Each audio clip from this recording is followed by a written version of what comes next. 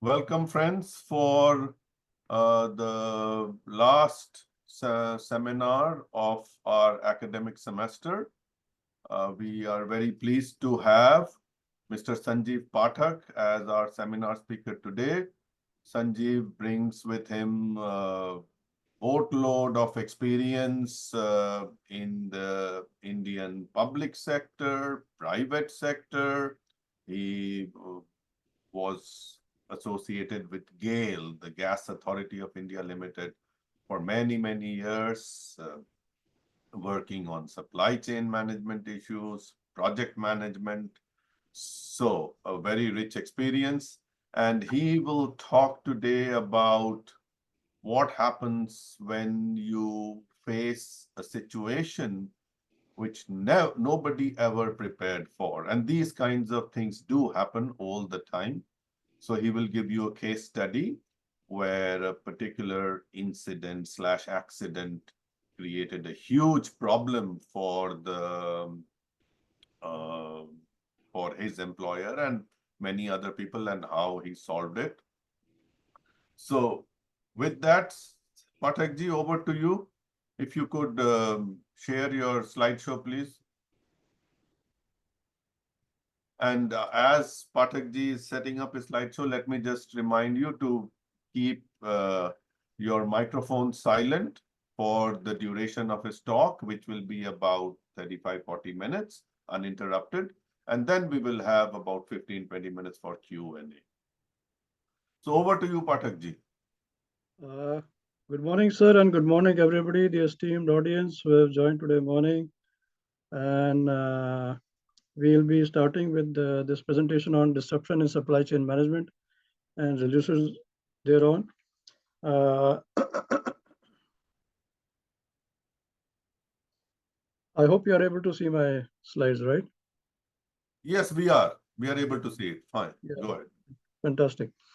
So there was a professor in Harvard Business School. She has published a paper, Cynthia Foyle. She says that there are 8 steps in successful storytelling to work magic within and across organizations.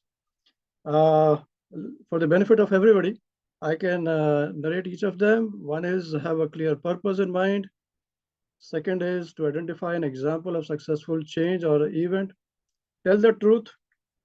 And fourthly, she says, say who, what, when, trim details, underscore the cost of failure, invite your audience to dream. So I'll be inviting on 2 occasions at least, the audience to at least contribute your thoughts to the process and end on a positive note. So the agenda of the meeting today of this discourse is to how to navigate when your belief system of perseverance, hard work, and never say die and be positive gets challenged. We have to resolve how to resolve a real life supply chain disruption vis-a-vis the textbook solutions. And of course, there's something called as a Stockdale paradox, and we will see how it works both in the professional settings and in the personal settings as well. So this is about the, we will just go through a short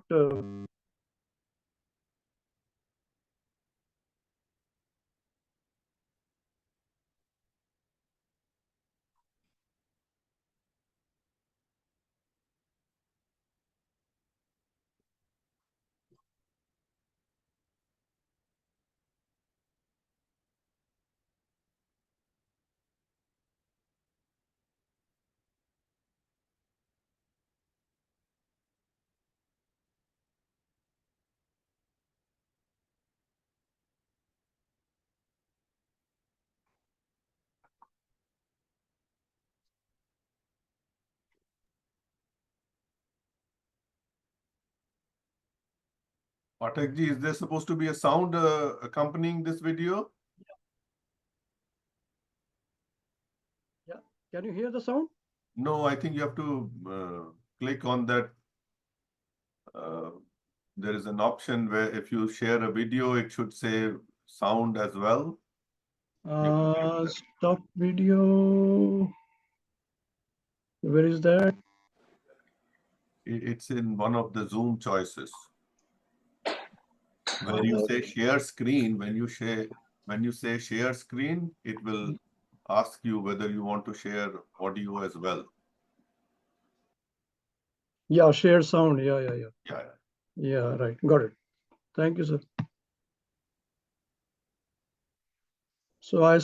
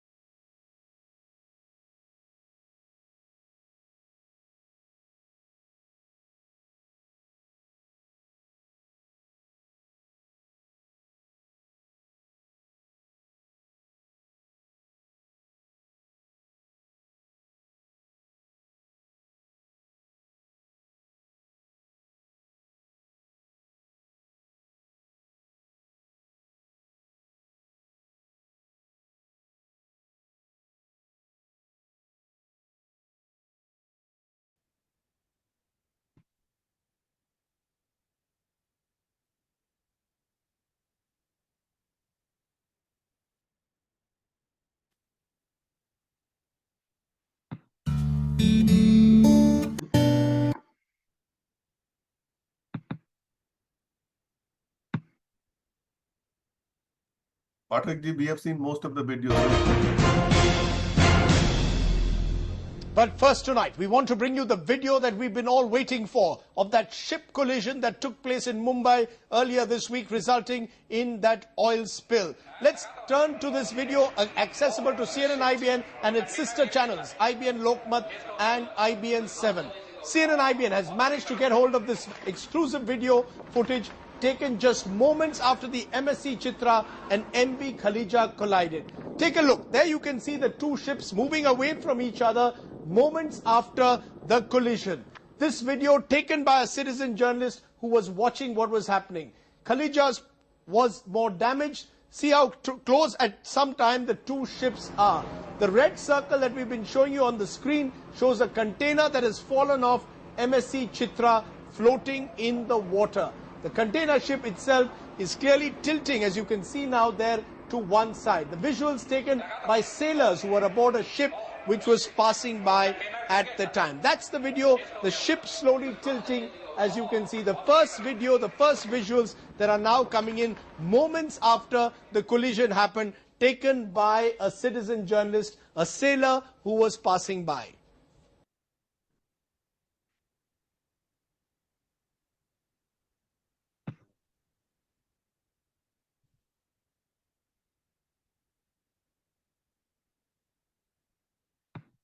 A day after the oil slick off the Mumbai coast was capped, the focus has shifted to cleanup operations and salvaging the MSC Chitra. It's now emerged that the oil spill is twice as bad, with the estimate doubling to 800 tons. The ship is still afloat, tilted at a precarious angle close to the Mumbai coast. The Singapore-based salvage company has arrived and survey operations are on. The Maharashtra government says it may take 45 days for the cleanup. Right next to the MSC Chitra, whose collision was responsible for the massive oil spill off the Mumbai coast. And as you can see, it's still here tilted at a very sharp angle, the way it was when the collision occurred, still loaded with its cargo. All around the ship, you can still see patches of the oil, evidence of the slick, dark patches of the oil in the sea water. But now that the oil leak has been capped, attention is moving to clearing the slick around Mumbai and Raigad district, and also now towards the salvage operations of the ship.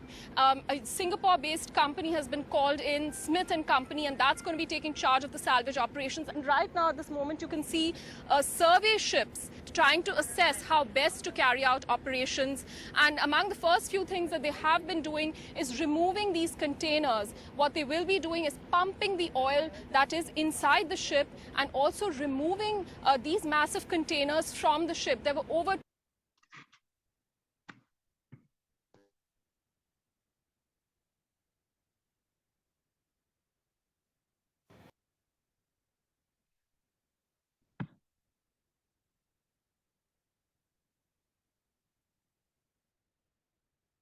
A day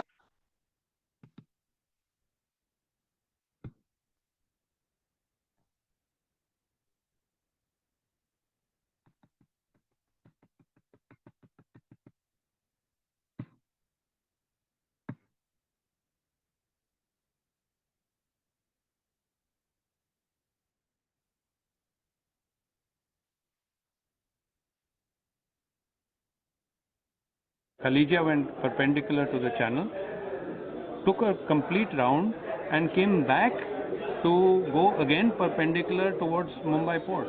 And that is when she hit the Chitra on her port side. MSC Chitra has not contravened any of the rules. Prima facie, what we think is that MSC Chitra has not contravened any rules. She was going as per the requirement and as per the rules.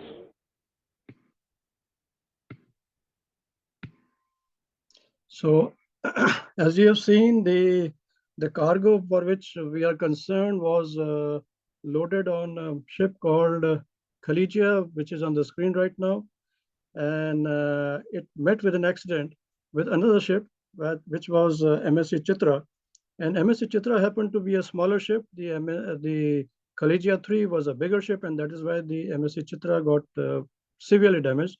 In fact, both the ships were severely damaged, and because of these damages, the SOS, the ship salvage companies from Singapore, 2 companies were pressed into service, and they were able to prevent the ships from sinking across in the Bombay port. So this is the condition of the ship after the collision. The other ship, which was a container ship, this was MSC Chitra, and this was tilting at a very precarious angle. This is the condition of the oil spills which have taken place, and this is on the coastline of Bombay. This is the way the spillage of the containers of the ship, which had blocked the passage to and from the Bombay port. So let us talk about the project which GAIL was executing at that point of time. At that point of time, GAIL was in the process of constructing a gas pipeline. This is the pipeline network which GAIL has right now as of today in India. Bhavana is a place just on the outskirts of Delhi. And from Bhavana, this pipeline was supposed to go towards Haridwar, and another leg of pipeline is supposed to go towards Punjab. One leg goes to Batinda, one leg goes to Jalandhar, and the third leg of this pipeline goes to Nangal. Nangal, we have a fertilizer plant which was running on a different fuel. It was supposed to be converted to gas. Jalandhar industrial area was keen to have gas from GAIL. Batinda, there was a power plant and they wanted to convert to gas as well. BHL in Haridwar wanted gas as well, and BHL industrial and Haridwar industrial area wanted gas as well. And this is the trunk pipeline, after which there is a regulatory board in India which is called Petroleum and Natural Gas Regulatory Board, PNGRB, which invites bids from the city gas development companies for developing the city gas network in the states after the trunk pipeline gets laid. So this pipeline project was not important only for GAIL from revenue point of view for ourselves, but also for supplying gas to these 3 important organizations, as well as supplying gas to the larger part of the population of the states of Punjab and Uttarakhand. So GAIL had placed orders for HR coils, hot rolled coils, HR coils, and this is a HR coils which were ordered from China. And we had actually ordered for line pipes. These are the line pipes which one of our vendors had won the bid, and he was supposed to supply pipes to GAIL. And these pipes are supposed to be manufactured from HR coils, which he is importing from China. And we had stationed these group of our inspection engineers from consultant and from GAIL. They were stationed in China to ensure that the coils are manufactured as per the required quality. And then these pipes were to be rolled and from those HR coils in a plant in Kandla on the west coast of India in Gujarat. And then these, to give you a picture, these pipes are actually coated on the outside and as well as in the inside. And then they are welded at site. A typical pipe length is around 12 meters, and they are welded end to end. And then they are radiographed, joint coated, and then lowered in strings of kilometers. This is the detail of the purchase order which GAIL has placed on PSL on 10th of November 2009. The purchase order was of a significant quantity and quality. In terms of the value of in dollars, the price was around $21 million plus taxes and duties. So safely you can say around $26 to $27 million was the cost of the cargo. And they were supposed to supply 30 inches diameter, 133 kilometer of pipes, which was around $20 million, and around 24 inches diameter, 8 kilometer of pipes, around $1 million. And there's a delivery schedule which is also well defined.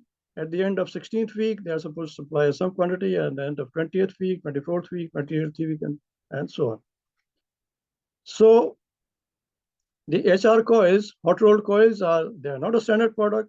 They are tailor-made specifically to suit our requirements. It's a specially designed product. The metallurgy of the product is such that it suits for high pressure gas pipeline or transmission of gas at high pressures. The quality of the product has been closely monitored and approved by Gales and consultants, engineers teams at China, and quality monitoring teams that camped in China for months during the manufacture of HR coils. So you can understand the significance. And now the ship on which the Chinese company had loaded the HR coils, 400 in number, slightly more than 400, that ship had collided just outside Bombay port and collided with another ship and causing a great crisis. And the ship was actually old since I had some kind of a specialization in crisis management and supply chain management. So I was I was in touch with the ship captain even during its journey because it was taking considerable amount of time. And it was found that the ship was not able to navigate into deep waters because of its age, and it was moving very close to the shore, increasing the time. And we knew that from any part of the world, any ship would land at our Bombay port in maximum 3 weeks' time from any part of the globe. And this was taking sufficient, longer than that. So I was a bit concerned. So I found that the ship is old and it was not able to travel inside deep waters. So now that the crisis has taken place, so we have to actually find out as to what kind of solutions we can find out. So I will introduce to you a phrase which has been coined by Jim Collins in his book, Good to Great. And that phrase is called the Stockdale paradox. And the Stockdale paradox, actually Stockdale was a colonel in the American army and he went to Vietnam.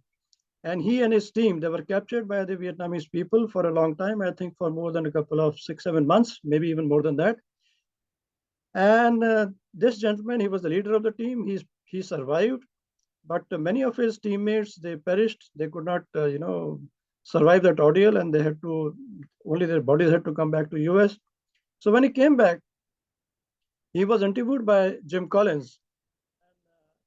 He coined that name, that Stockdale paradox. He says that this is a paradox, which is a concept, which along with its companion concept called the confront the brutal facts, and he developed this concept and he introduced this concept in his book, Good to Great, which says that productive change begins when you confront the brutal facts. Every good to great company embraced what we came to call the Stockdale paradox. You must maintain unwavering faith that you can and will prevail in the end, regardless of the difficulties, and at the same time have the discipline to confront the most brutal facts of your current reality, whatever they might be. So this collision took place on August 7, 2010 at 9:50 in the morning. And this was the peak of monsoons in Bombay region. And the reason, the cause of accident was actually the ship was having some problems in the cranes and they were not able to unload the material on time. And the Bombay port was losing their precious time because a lot of ships were in the waiting queue outside. So they were asked to go out. So on the way out, the steering gear of MV Khaligia, on which our cargo was loaded, being an old ship, there was some kind of a steering gear failure. Both the ships, they failed to maintain efficient lookout, wrong application of rules, misjudging the maneuvering characteristics of the vessel, and close proximity to MSC Chitra, the incoming ship. The cargo on board the incoming ship was 1,200 and more containers more than 2,600 tons of oil, or approximately 300 tons of diesel, and 88,000 liters of lubricating oil. The cargo which got spilled over from MMC Chitra, you can imagine 500 containers containing polluting chemicals, 40% of the cargo loaded on the ship, 800 tons of oil on the coastline, approximately 30% of the oil which was loaded on the ship, and this caused damage to 200 species of marine life. It choked the navigation channel to Bombay port, leading to port closure for 45 days. And Elephant Islands, which most of you must have gone or at least heard about, it's a UNESCO World Heritage Site that was heavily impacted as well. And the time which was taken by the government of India, government of Maharashtra to clean up the debris was around 45 days. And this was the precise time for which the Bombay port had to be, closed. So Jim Collins, in the book Good to Great, he says that good to great companies deploy their most efficient manpower on their best opportunities and not on their worst crises. So with all the humility at my command, I can say that I was not the first person to get involved with this job. And I knew that accident has taken place because I was monitoring the movement of the ship. And prior to me, there were two teams which are sent by GAIL, by the management, to Bombay and to assess as to how the material can be retrieved from the damaged ship MV Khaleejia. The first team of two project managers, they were managing different projects, and they were sent to Bombay, and they found, and they came back, and they said that possibly nothing can be done, and the situation is in dire straits, and the material cannot be extricated because a lot of complications are involved. Then a second team was sent, and that was a cross-functional team of projects, of HR, of finance, and of contraction procurement, in order to see as to how best we can find a solution. And they also came back after spending and meeting. In fact, they also had a chance meeting with the captain of the ship, MV Khaleejia, and they found that possibly that nothing can be done. It was at that point of time when I volunteered to my management, look, since I was involved in tracking the movement of the ship, let me also be given a chance and let me go to Bombay and see as to what can be done. Let us confront the brutal facts. The brutal facts remains that the Bombay Port Trust had financial claims against Khaleejia 3. MSC Chitra also had financial claims against Khaleejia 3. Government of Maharashtra had financial claims against both the ships. The state and the central pollution control boards had financial claims against both the ships. And Khaleejia 3 was not in a seaworthy position to move at all. It was ordered to station itself around 8 to 9 nautical miles away from the Bombay port. And the cranes of crane 1 and crane 2 of Khaleejia 3 were not functional. So let me give you a picture that there are actually 4 cranes on board any ship which is carrying cargo. Typically, these are the 4 cranes which are stationed there. The crane number 1, crane number 2 are they are the ones which play a very crucial role in retrieval and extrication of material and cargo from the ship. And they are supposed to give way. They're supposed to create the pathway to the cranes which are present at the port to actually unload the material. And these are the two, these are the 2 cranes which were not functional in the ship MV Khaleejia. So the brutal facts remain that there was another consignment, let's say belonging to Mr. Rex, and that consignment was in front of our consignment, and that had to be evacuated first, last in, first out. Unless that consignment has to be evacuated, that gets evacuated in Bombay port, and that was destined to be evacuated at Bombay.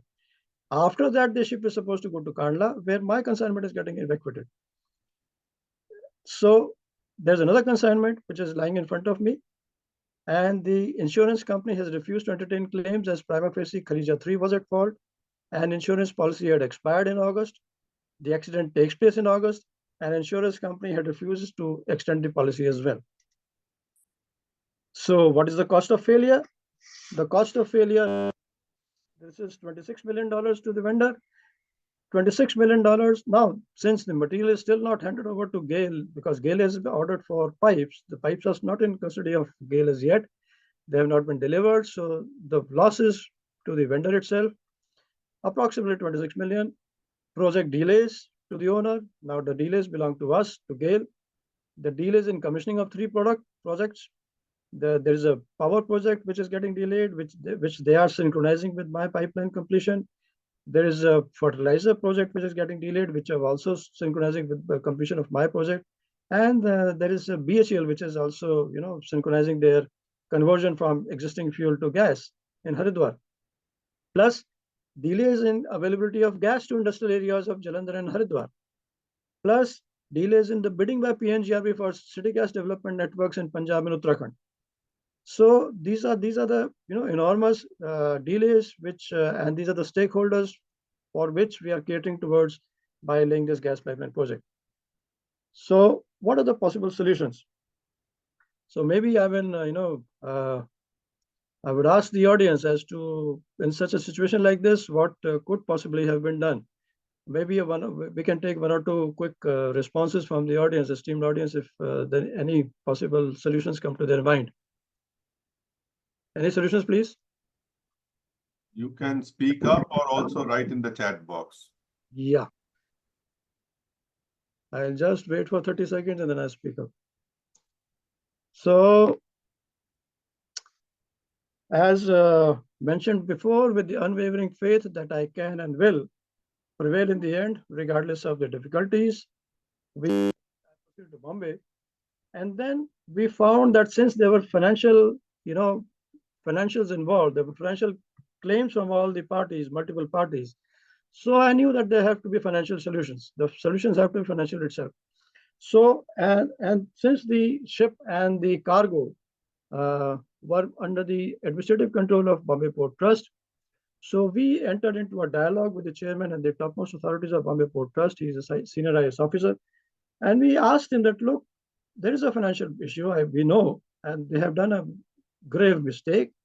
A lot of spill has taken place, a lot of pollution has taken place, and you have financial claims. The Maharashtra government has financial claims, everybody else has financial claims. So there has to be a financial solution. So you ask us as to what kind of financial solution we can provide to you. So they told that, okay, you give us a bank guarantee of $1.2 million in favor of Bombay Port Trust, and then you can take the material. So we asked PSL, our vendor, that look, this is the possible solution, and it is not a bad idea to give a bank guarantee, and you're not transferring the cash in one go. There's only a bank guarantee which will be negotiated in case it's utilized, in case it is needed. And this is just less than 10% of the entire cargo value. So better, in terms of the gravity of situation, you please submit that.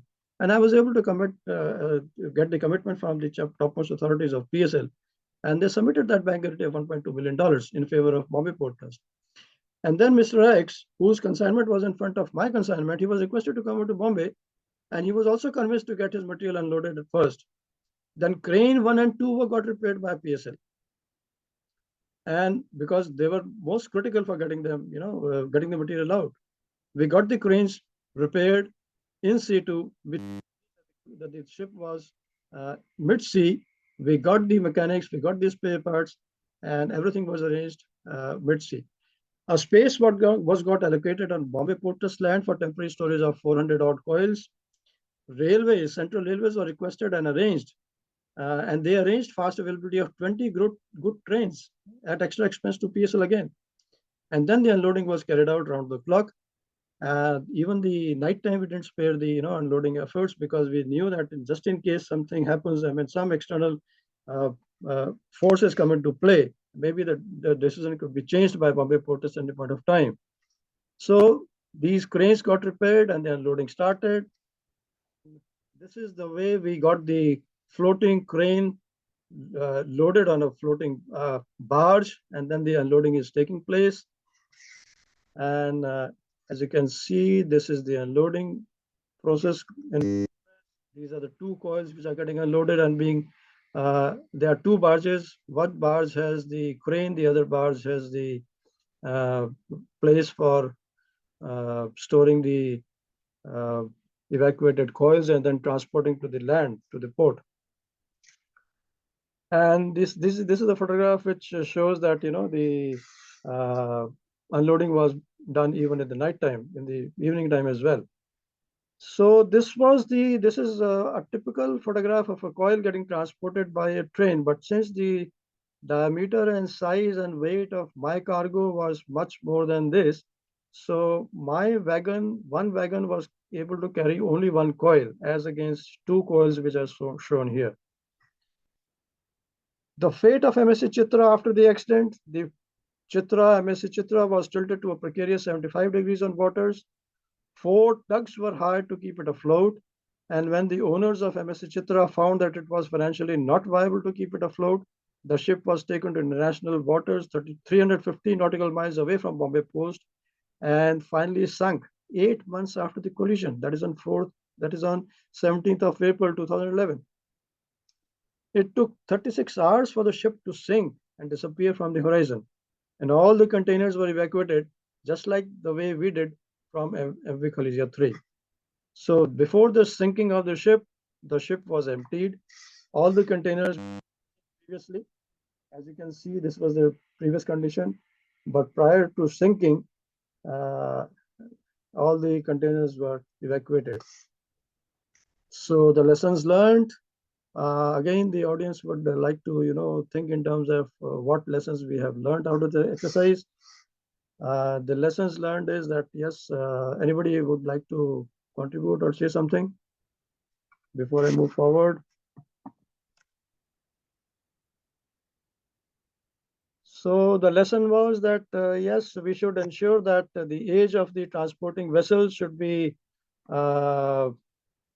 which was actually mentioned in the contract as 30 years, which was not adhered to by Messrs. PSL. They did not see as to whether the ship which was carrying their coils was less than 30 years old or not.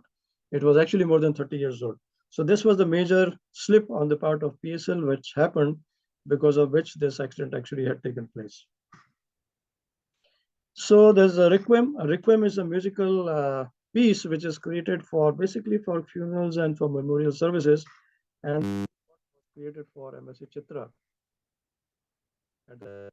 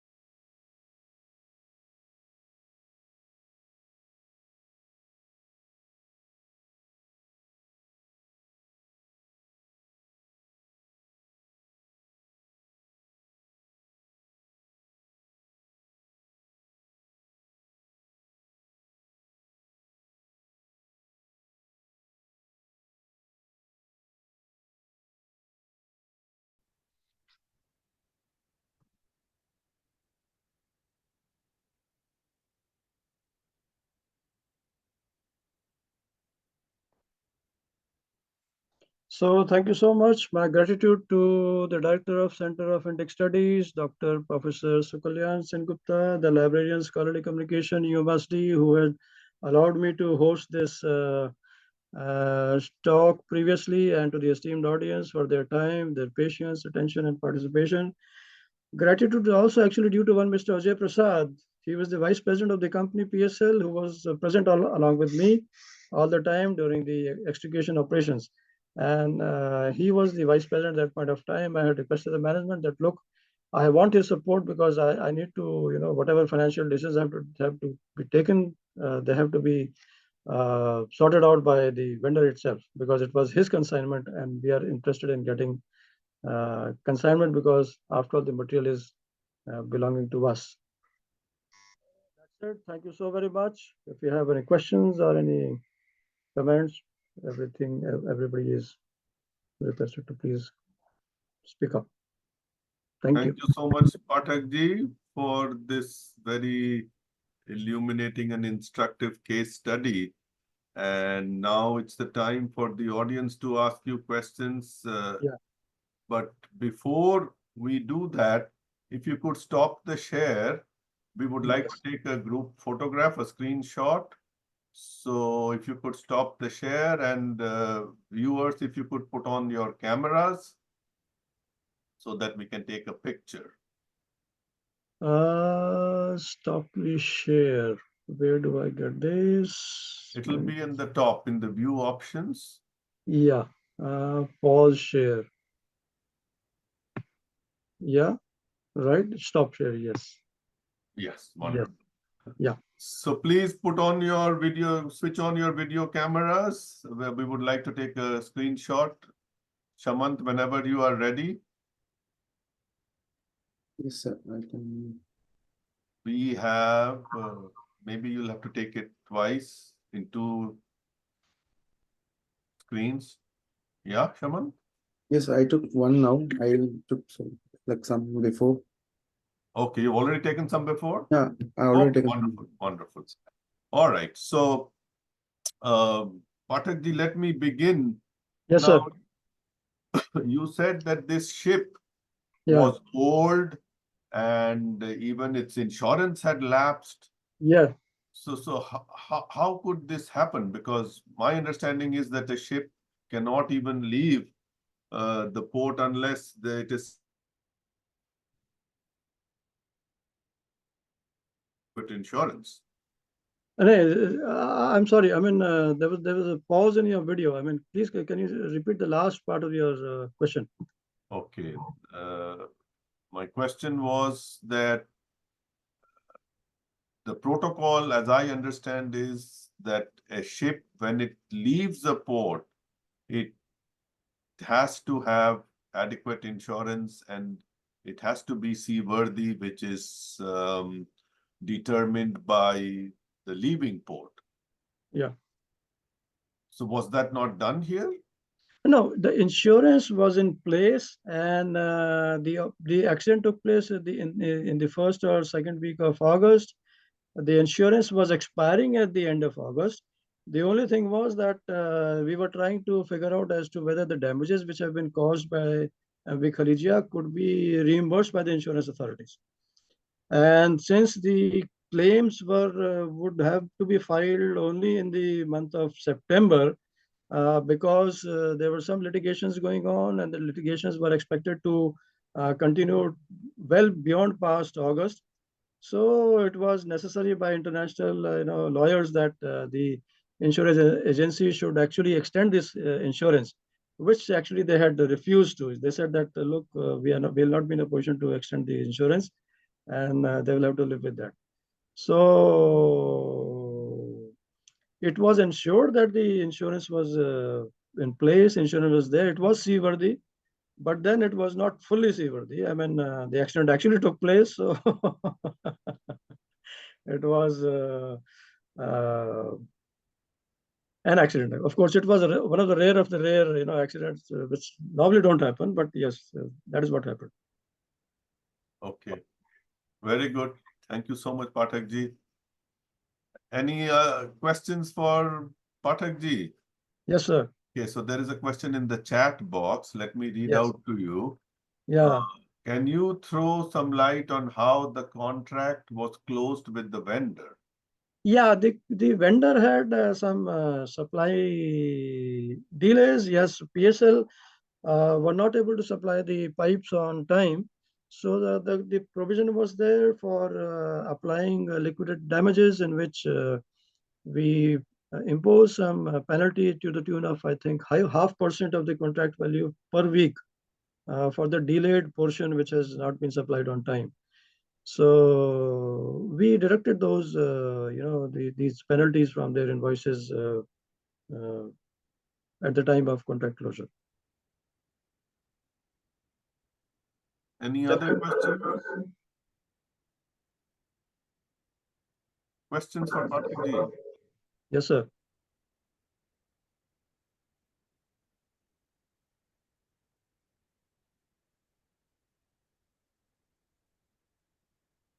Let's see, you can either raise your hand. There is this raise hand feature in Zoom, or you can type it in the chat box.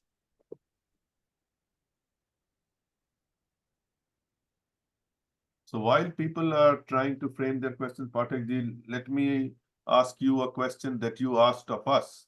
Yeah. What are the lessons that you learned? Yeah, the first lesson, of course, is that I mean, there has to be a very strict mechanism in which entire value chain. I mean, we are the owner, and then the supplier, the tier one supplier, as we call, and then we have tier two suppliers. They should all maintain the protocol, and they should all maintain whatever terms and conditions I mentioned in the contract.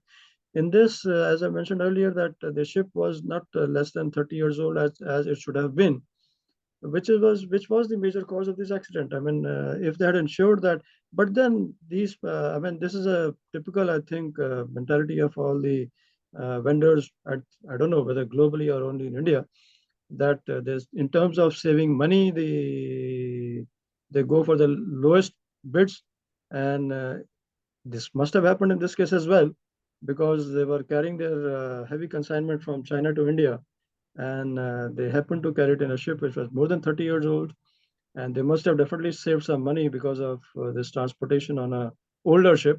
But then they had to pay the price in terms of getting their liquidated damages deducted from their invoices by GAIL, which must be, I think, around 3 to 4%. Of course, they must have lost because of delays. Plus, of course, the extra expenditure of $1.2 million, which they had submitted to Bombay Port Trust, plus the train expenditure from Bombay to Kandla, which was not actually to their account, and plus repair of the cranes of these two cranes on the ship, which was not their purview. So all these extra expenditure basically was in their quest for saving some couple of dollars in terms of transportation expenses. They ended up paying some more money, and that was a big lesson for actually all of us. And this is what we have been sharing with all the vendors as well, that to just in order to save a couple of dollars here and there, don't mess up with the contract conditions, because ultimately it is weighing heavily on all the stakeholders. Bela ma'am has said that how much loss was incurred due to this accident. That yes, the loss was in terms of time, and loss was in terms of time to GAIL, because we didn't have a plan B. In case we had to leave the material, then it would have been disastrous. Not only the material would have been lost, the material would have been actually damaged because of the salty conditions, the sea conditions. The weather is, the material would have been, it is open to the sea and the sea climate. So the air is full of moisture, and the humidity level is very high, and the humidity is salty actually. It actually damages the coils in the long run. In fact, for whatever time it was there on the ship, the material had to be actually cleaned before being rolled into pipes. So the loss actually would have been was in terms of money to PSL, and we were able to retrieve that loss in time by deploying extra resources and deploying extra manpower at site, so that the project did not get delayed as much as the supply took place. The insurance, yes, she says that insurance was set to expire within 1 month. Yes, the insurance was expiring the same month. And in spite of our best efforts, the insurance company said that, no, we don't want to extend the insurance. And the ship owners will have to bear all the consequences. And finally, actually, they had to abandon that ship in custody of Bombay Port Trust. And finally, it's a very interesting story I can share with you, that the ship was handed over to Bombay Port Trust, and Bombay Port Trust took custody of the ship, and they had auctioned that ship to some ship breakers, they call it, and the ship breakers from Gujarat, they had purchased that ship, and the money went to Bombay Port Trust. Do you know how much it was? I think around 5 crores or so, something between Indian currency, 5 crores to 10 crores was the cost of the ship at that point of time, the damaged ship, I mean the abandoned ship.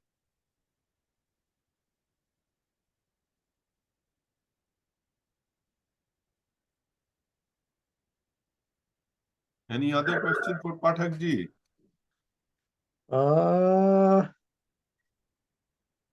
That's it. I mean, it's up to the audience to ask any questions, if any. Okay. I can see Satya sir also. Good morning, sir. How are you?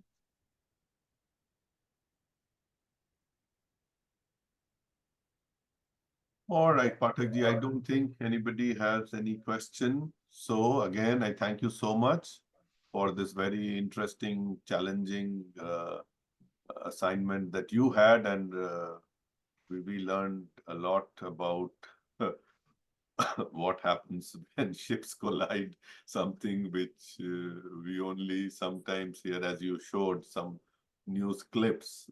More than that, we have no clue. So, but since we have some time, let me ask you, you did mention that you were not the first person to be deputed to the site. There were two groups before you. Yeah. Why do you think they failed? Actually, there is a, I would say that possibly I was more passionately involved towards my job.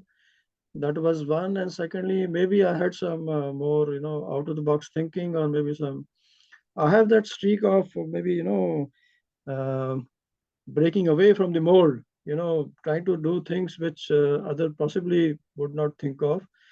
So I knew that, ultimately I had broken down this major complex problem into small problems.